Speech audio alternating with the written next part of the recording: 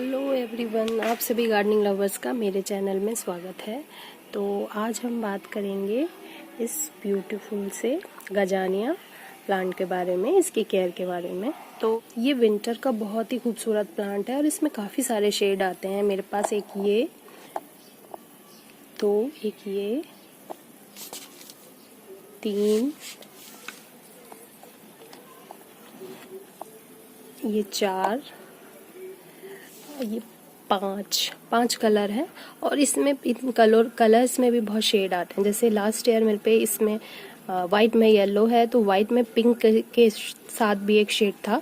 मतलब variegated shade आते हैं येलो के अंदर। ये जैसे आपको ये दिख रहा है, ऐसे ही ये भी येलो के अंदर है, लेकिन ये देखिए ये इसका वेरिएशन थोड़ा सा डिफरेंट है। बहुत ही ब्यूटीफुल फ्लावर है ये और बहुत ही अट्रैक्टिव है, बहुत ही सुंदर लगता है। वो सबसे पहले हम बात करते हैं इसके पॉट सिलेक्शन की।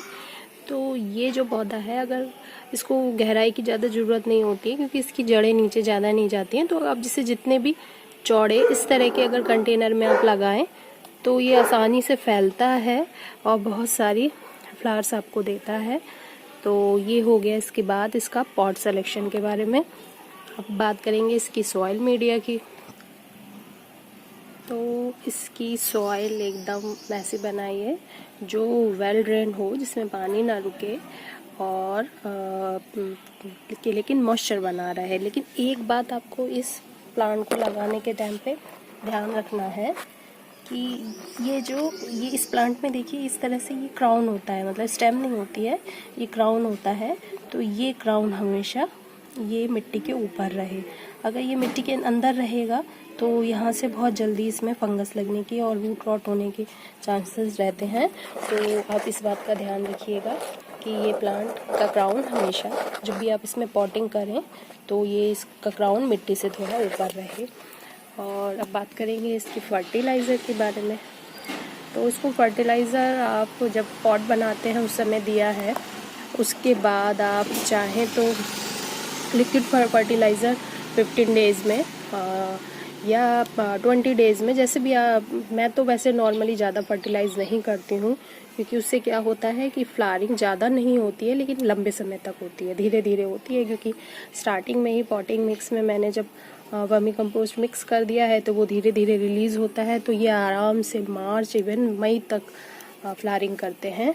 इसमें मेरा ये वाइट वाला फ्लावर लास्ट ईयर का है जिसे मैंने बचा लिया है क्योंकि ये गुलाब के साथ मैंने लगा लिया था, तो शायद इसकी ज़्यादा केयर हो गई थी, मतलब वो बारिश के पानी से बच गया। तो ये वाला प्लांट आप देखिए, और इसमें भी तो बहुत फ्लावरिंग हो रही थी।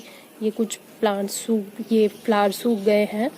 तो ये प्लांट को आप इसका मतलब आप थोड़ा सा केयर अगर बारिश के टाइम पे बचा लें तो ये आप इसको सेव भी कर सकते हैं अगले साल के लिए। और अब बात करेंगे इसमें पानी देने के लिए। तो पानी का वही मैंने बताया है कि क्राउन इसका भीगे ना, और मतलब एकदम जब ये सॉइल सूख जाए, जैसे अभी ये इसकी आज ये सॉइल सूख चुकी है तो आज मैं इसमें पानी दूंगी। जब ऊपर की सॉइल आपकी थोड़ी लगे सूख चुकी है तभी इसमें वाटरिंग कीजिए। अब बात करेंगे इसमें इसके प्रोपोगेशन की।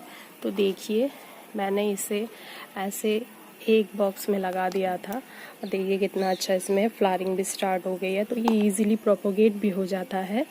तो यहाँ डायंथस और ये दोनों डायंथस लगे हैं और यहाँ पे मैंने ये गजानिया प्रोपोगेट किया है। तो इसके प्रोपोगेट आप कैसे कर सकते हैं यह बताती हूँ मैं।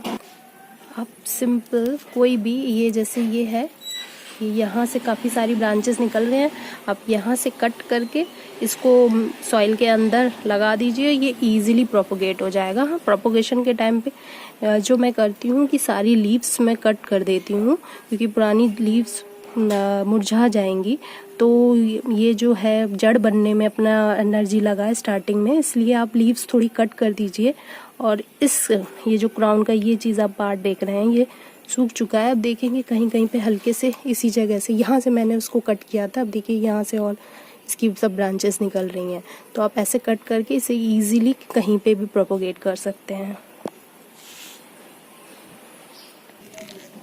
और लास्ट सबसे मोस्ट इम्पोर्टेंट काम, इनके डेड फ्लावर्स की डेड हेडिंग करते रहिए, नहीं तो वहाँ बीज बनने लगता है और प्लांट अपनी सारी एनर्जी तब बीज बनाने में लगाने लगता है और फ्लावरिंग कम होती है और धीरे धीरे प्लांट आपका सूखने भी लगेगा। तो आप डेड हेडिंग इस तरह से रेगुलर बेसिस पे करते रहिए। जैसे ही देखें कोई फ्लावर आपका स्पेंट हो चुका है, आप तुरंत उसको ऐसे कट कर दीजिए।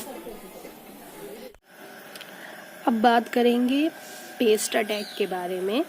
तो इसमें एक तो फर्स्ट ये इसका क्राउन ऊपर होना चाहिए, नहीं तो इसमें फंगल अटैक हो सकता है।